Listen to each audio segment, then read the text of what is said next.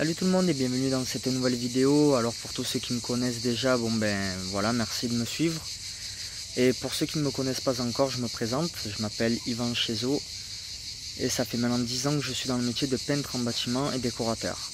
Alors le sujet de cette vidéo, ça va être un petit peu spécial, ça va être sur le PF3.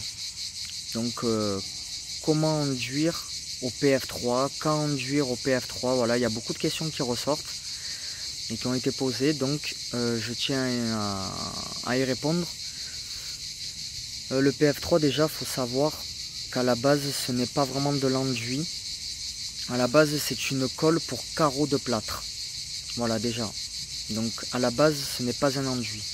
Mais il est vrai que nous, les peintres, on s'en sert couramment pour enduire. Mais on ne s'en sert pas pour enduire n'importe quand, n'importe comment, etc., etc. Donc voilà, dans cette vidéo, je vais vous expliquer donc quand utiliser le PF3 et comment.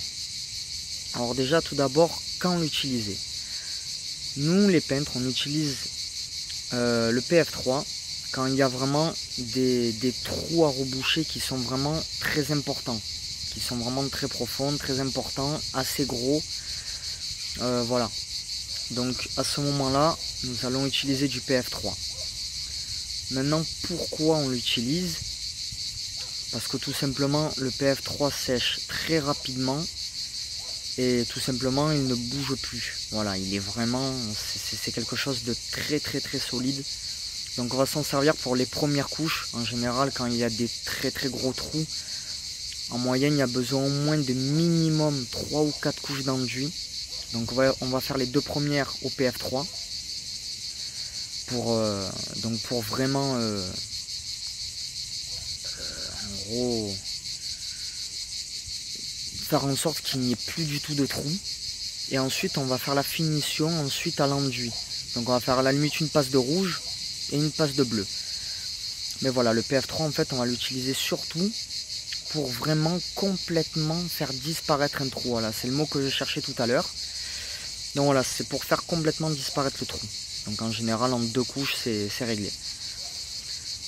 Donc ensuite, comment utiliser du PF3? Donc le PF3, lui, en tout cas à ma connaissance, il existe uniquement en sac, donc en poudre. Donc vous prenez votre gamate, vous mettez de l'eau et ensuite vous mettez votre poudre à l'intérieur. Vous mélangez.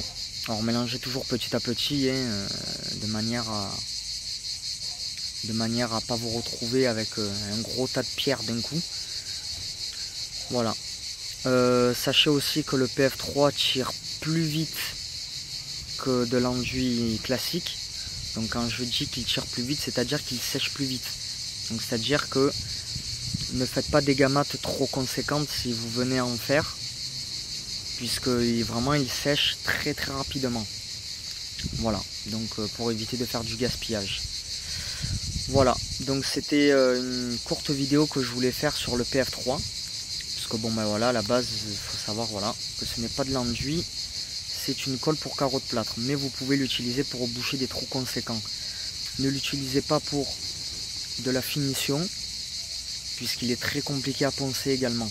Donc voilà, utilisez uniquement pour les premières couches pour boucher les trous. Après, finissez à l'enduit. C'est vraiment un bon conseil que je vous donne.